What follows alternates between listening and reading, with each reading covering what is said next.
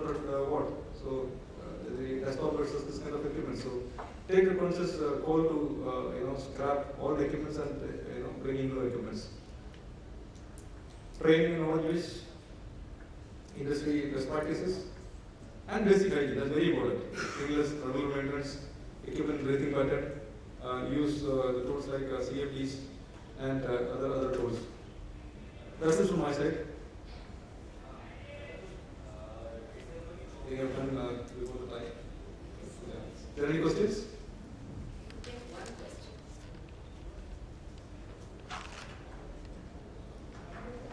When you talk about this temperature control, customers' requirement, is it just a wish list?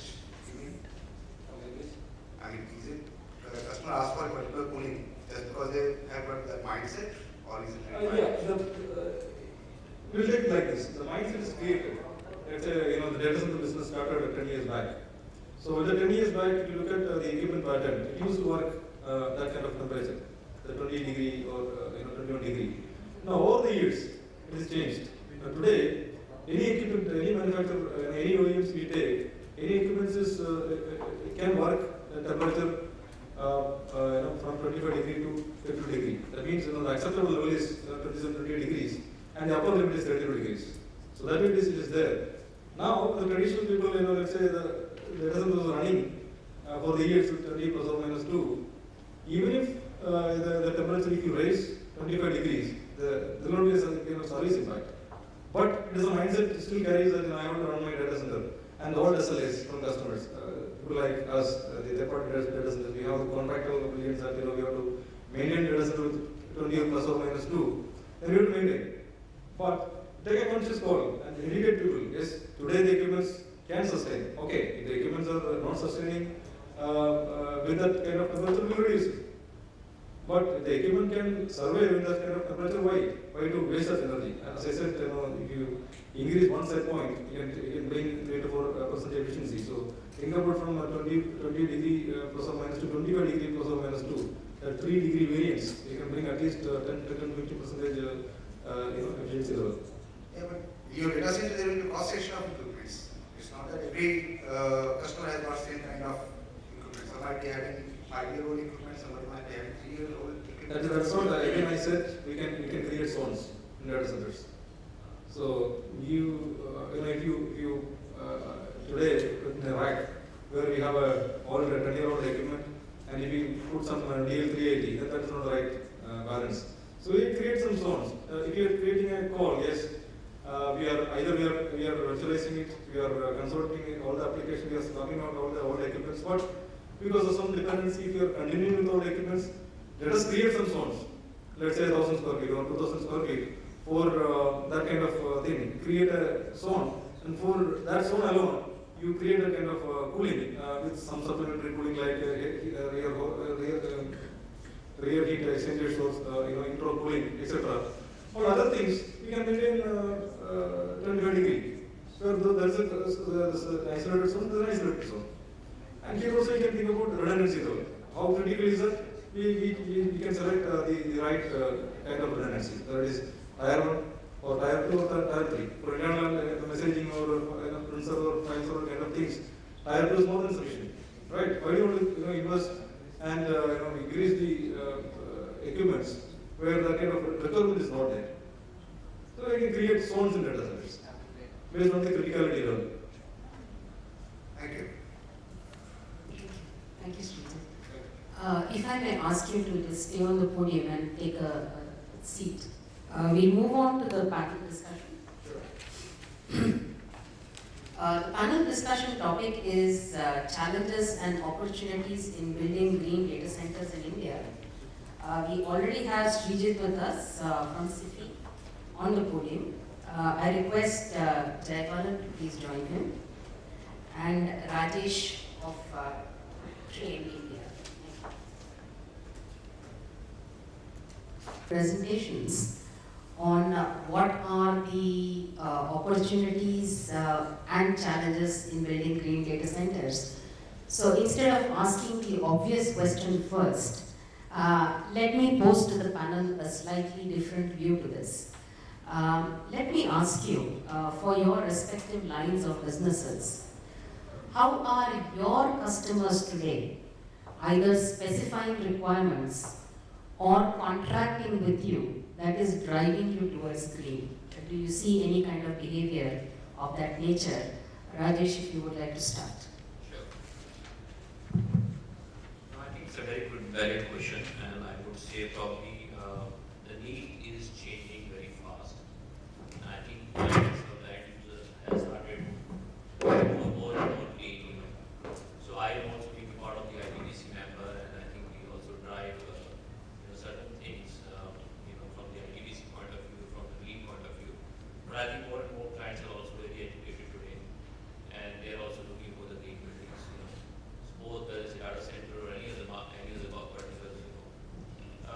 One of the challenges which I always feel, and I always think about it, there are no incentive attached from the government or from the the support coming from the industry, not from the industry, I would say from the states, governments. So I think that's the biggest challenge. But I think people are conscious, and I think he mentioned about it comes from the attitude, the behavior. If you are linking that with the business, I think that makes more sense. So I think we have seen a change, and it's changing very fast. And I'm sure if you link some incentive, the state government or the center can attach certain incentive along with that, so that will drive very fast. That's the change I can think about it. One example I would probably like to give is in UP, Uttar Pradesh, and I think we have a data center there. The state government has announced 5% improvement in the FAR for the green buildings. Okay? So which is driving the builders to go for the green buildings. So that's the change. It's not about that, I'll use some more incentive in cash or in terms of some other rewards. As such, there's no benefit of the duties or imports or the excise the products which manufacturer makes.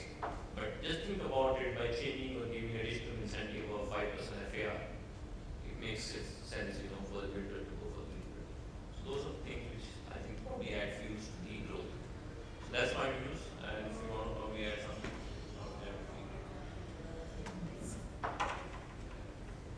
Yeah, that's right. This is one point Jayawar has covered in this presentation. We talk about the green aspects and the lead and the efficiency mechanisms, but end of the day, the customer comes to us for a business. So what is the requirement? What kind of redundancy level they are looking at? So they want tier 4. That's because of some policy decisions which happened. So is it actually tier 4 is required? That's the way we know. So that way, the education level in customer has to change. Like the same thing he has asked about, how we can improve 25 degree. So it's again that mindset, the knowledge is prepared to the customers. Then we can take those actions. And incentives aspects. Now, of course, when we take this kind of actions and where we take a benefit, so we can definitely pass on this benefit to the customers. So I could, as I could really demonstrate that the operation expenditure in data center, more than 85% is the utility cost. If you take this kind of step and if the utility cost is reduced, let's say to 60%, 20%, maybe our service price will go down. So those benefits will be passed on to customers. So that way the kind of benefits will come in. Sounds very good. Jayawar, you like that? Srijit has probably spoken what I wanted to say. Yes, customers make.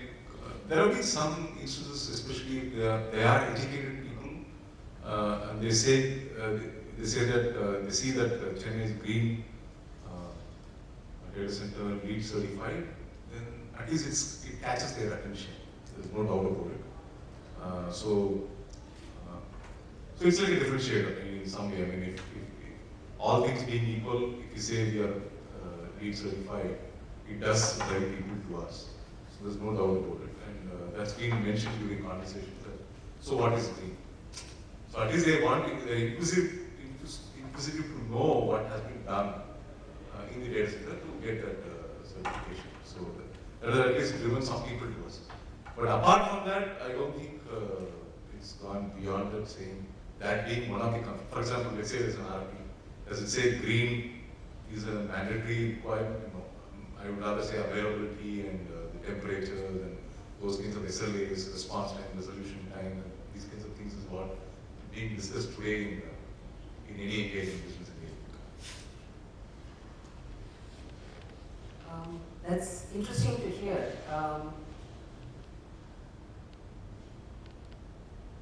If I were to, think further, because the presentations from the afternoon are fresh in everyone's memories, and we heard about, what are the various challenges faced in implementing green, what is the customer psyche that, especially the managed services and co-location industry is dealing with.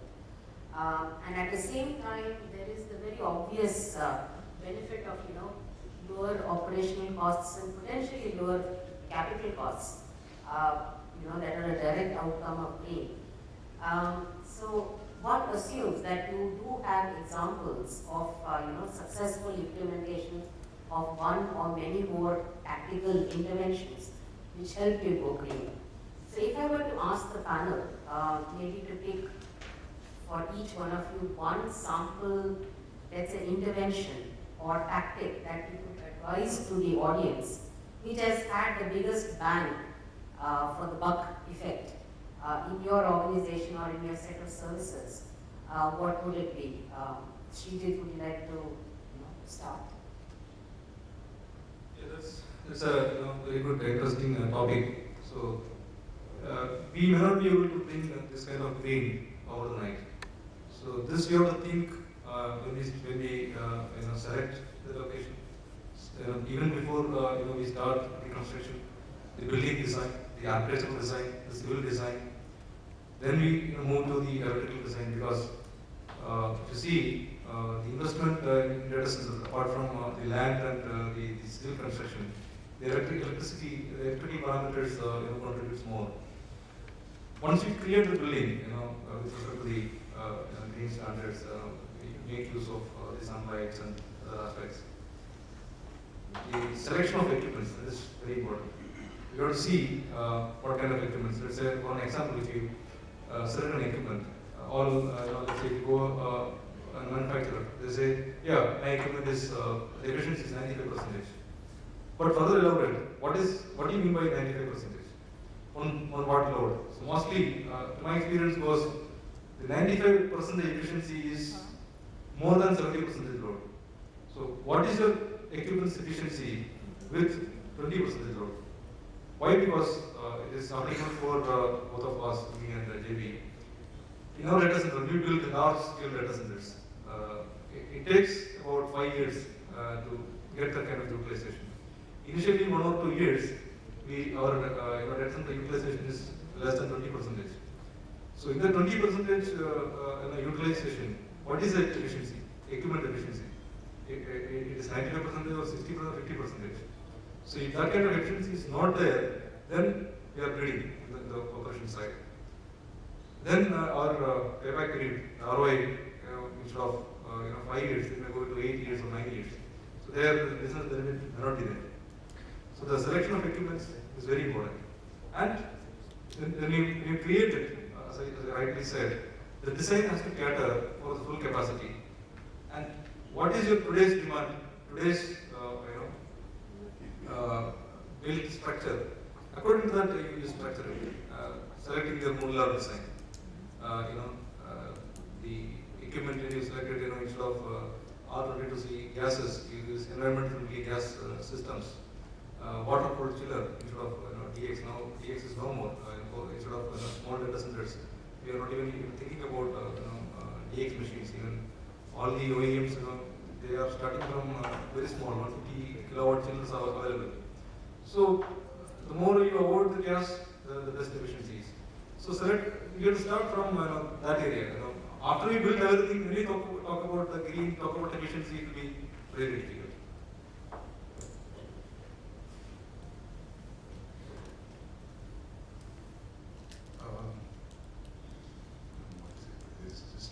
We work on the same board, basically, right? So, I mean, even if you do some green initiatives, I think it's going to be to see if you can make some margins rather than pass anything to the customer. I don't think that's going to happen. It'll be more like when you use it as a negotiation tool that's saying, okay, I'm able to make some,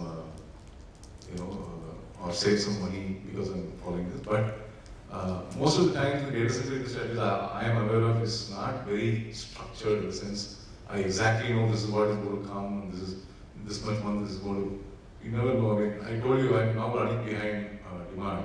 So if that is the case, and people are anyway taking whatever is available, I'm rather looking to increase my. I mean, business considerations are short-term business considerations seem to influence the at least third-party data centers. Captive data centers probably, if as somebody was mentioning, if the decision is centralized, I mean, for example, I think the facilities decision might be with a different team, and the IT decision might be with a different team, unless there's a single party who's responsible for the whole thing and he's been mandated as this is one of the things, then captive data centers can easily achieve this. Whereas third-party data centers, the mandate is very clear, business-driven, number one.